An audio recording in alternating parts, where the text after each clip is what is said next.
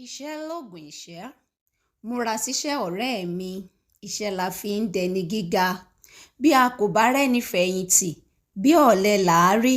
Bí a kò bá rẹ́ni gbẹ́kẹ̀lé, àtẹramọ́ṣẹ́ ẹni.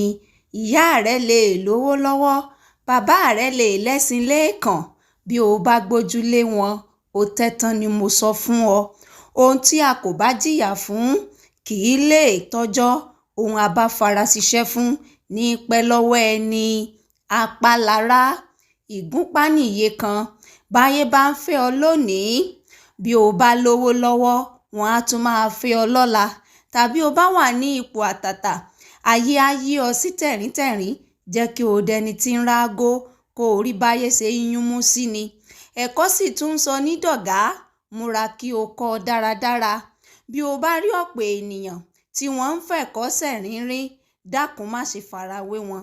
Ìyà ń bọ̀ fọ́mọ tí ò gbọ́n, ẹkún ń bẹ fọ́mọ tó ń sá kiri. Má fòwúrọ̀ ṣeré ọ̀rẹ́ mi. Múra síṣẹ́, ọjọ́ ń lọ.